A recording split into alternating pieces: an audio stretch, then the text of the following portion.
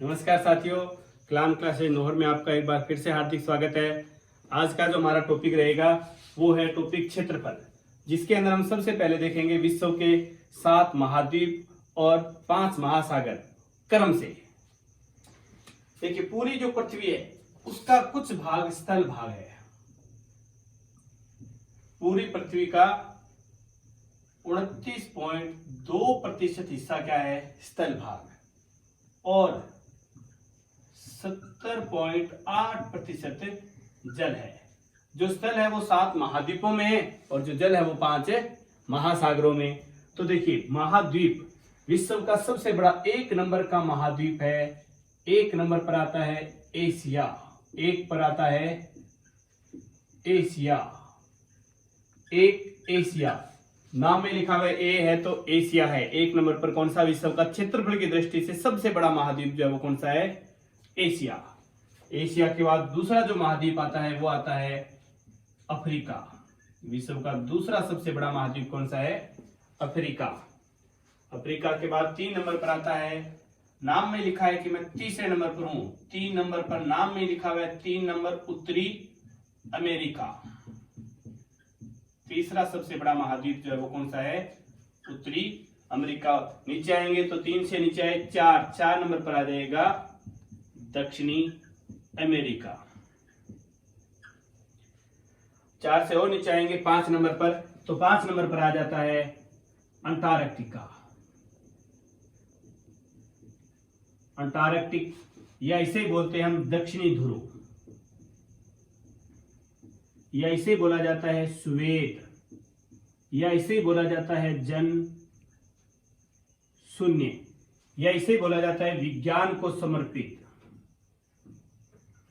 विज्ञान को समर्पित, या इसे बोलते हैं विश्व की सांझी भूमि। विश्व की सांझी भूमि, या इसे बोला जाता है प्याज की आकृति का, या इसे बोलते हैं गतिशील। ये सारे नाम इसी के हैं। अंटार्कटिका, दक्षिणी ध्रुव, श्वेत महाद्वीप, जन शून्य महाद्वीप। क्यों नाम आते? देखिए, श्वेत क्यों? क्योंकि पूरा का पूरा बर्फ से ढका हुआ है। बर्फ से ढका होने के कारण इसे किस नाम से जानते हैं? श्वेत महाद्वीप। बर्फ से ढका हुआ कोई व्यक्ति रहता नहीं, इसलिए इसे क्या कहते हैं? जन शून्य। कोई शून्य व्यक्ति, जीरो व्यक्ति कोई नहीं रहता यहाँ पर, किसी का स्थायी निवास नहीं, इसलिए इसे जन शून्य। कोई रहता नहीं है तो फिर करेंगे क्या? तो पूरे विश्व ने सोचो क्यों ना यहाँ पर विज्ञान के लिए प्रयोगशाला स्थापित कर दे, अनुसंधान केंद्र। तो विज्ञान के लिए, तो विज्ञान को समर्पित पूरे विश्व ने सोचा, पूरे विश्व का कोई देश जाकर यहाँ पर अपनी प्रयोगशाला स्थापित कर सकता है, इसलिए इसे कहते हैं विश्व की सांझी भूमि। और फिर इसकी आकृति कैसी है? प्याज के समान। गतिशील के बारे में हम चर्चा करेंगे बाद में। विज्ञान को समर्पित है। भारत ने भी अपने यहाँ पर 3 अनुसंधान केंद्र स्थापित किए थे। पहला अनुसंधान स्थापित किया था 1984 में दक्षिण गंगोत्री। दूसरा अनुसंधान केंद्र स्थापित किया था 1989 में मैत्री। और तीसरा अनुसंधान केंद्र स्थापित किया था 2012 में भारती। तो भारत ने अपने यहाँ पर 3 अनुसंधान केंद्र स्थापित किए थे। और ये राजस्थान पुलिस में 2-3 बार एग्जाम में क्वेश्चन आ चुका है। निम्न में से भारत ने दक्षिणी ध्रुव पर यानी कि अंटार्कटिका पर कौन सा अनुसंधान केंद्र स्थापित नहीं किया? तो ये 3 नाम आते हैं। इसके अलावा चौथा नाम जो भी आएगा वो नहीं होगा। और आज तक जितनी बार है दक्षिण गंगोत्री की जगह दक्षिण यमुनोत्री लिख देते हैं। तो ये 5 नंबर पर। छठा जो महाद्वीप है ये एशिया का इधर वाला जो पार्ट है, एशिया में ही वो सारा जो है वो है 6ठे नंबर पर यूरोप महाद्वीप। कौन सा? यूरोप। और 7वां सबसे छोटा जो महाद्वीप है वो है ऑस्ट्रेलिया। क्षेत्रफल की दृष्टि से सबसे छोटा महाद्वीप है ऑस्ट्रेलिया। तो ये हो जाते हैं 7 महाद्वीप। अब आते हैं 5 महासागर। विश्व का जो सबसे बड़ा महासागर है, देखिए इधर का ये वाला पार्ट और इधर का ये वाला पार्ट, ये दोनों आपस में मिले हुए हैं। क्योंकि पृथ्वी गोल है और हमने इसको क्या कर रखा है? सीधा।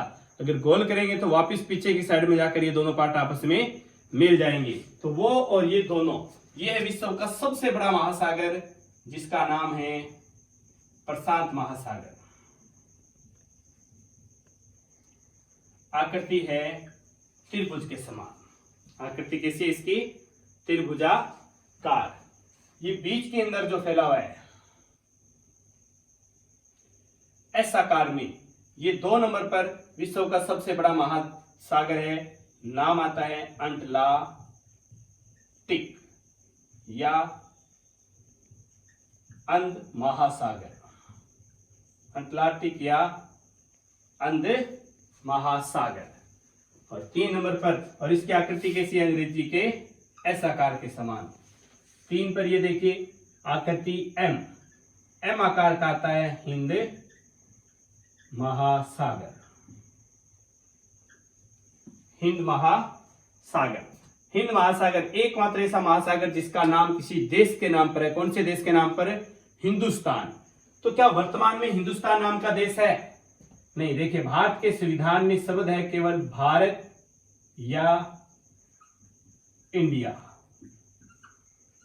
भारत के संविधान के भाग 1 अनुच्छेद 1 में लिखा हुआ है भारत या इंडिया शब्द, हिंदुस्तान शब्द का उल्लेख नहीं, क्योंकि भारत जब आजाद हुआ था उस समय भारत धर्मनिरपेक्ष राष्ट्र, आज भी भारत क्या है? धर्मनिरपेक्ष राष्ट्र, किसी एक धर्म को बढ़ावा नहीं देता, धर्मनिरपेक्ष राष्ट्र है। और अगर नाम रखते हैं हिंदुस्तान तो फिर एक धर्म विशेष का नाम होता है। इस कारण हिंदुस्तान शब्द का उल्लेख भारत के संविधान में नहीं है, वहां पर केवल भारत या इंडिया शब्द है।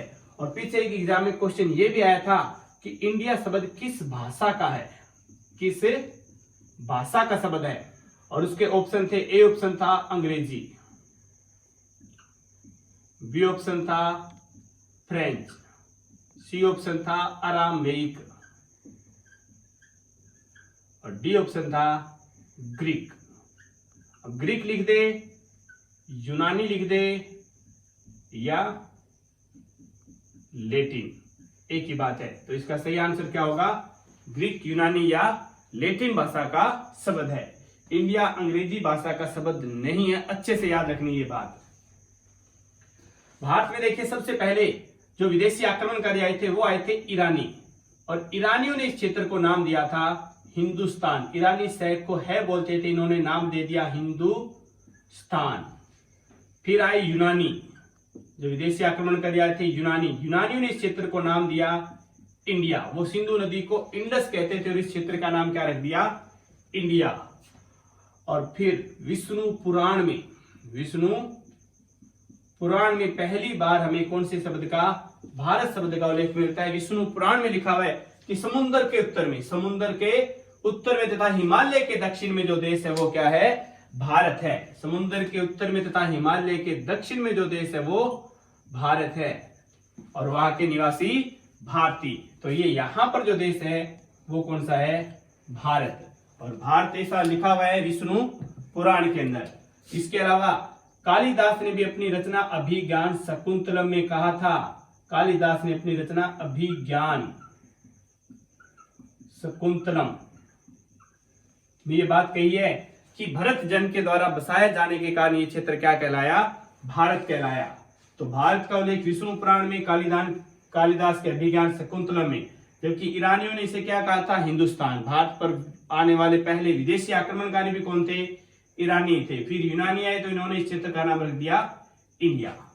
तो ये बात होगी 3 नंबर महासागर तक हमारी।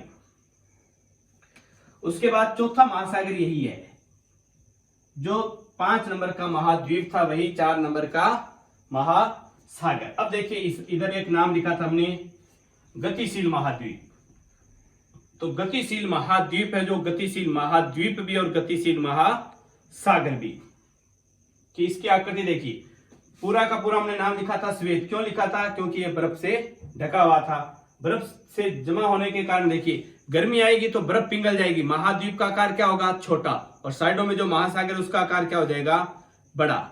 जब सर्दी आएगी तो बर्फ जमती जाएगी, महाद्वीप का आकार बड़ा हो जाएगा और महासागर का आकार साइडों में छोटा। तो इसका आकार कभी छोटा कभी बड़ा होता है। इसी कारण इसे क्या कहते हैं? गतिशील महाद्वीप व गतिशील महासागर।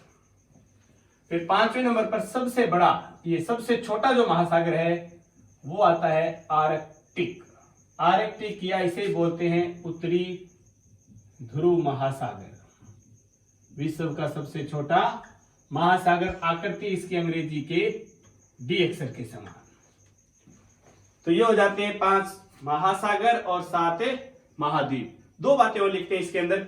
उत्तरी अमेरिका में ये इधर वाला जो पार्ट है, ये है यहां पर हडसन की खाड़ी।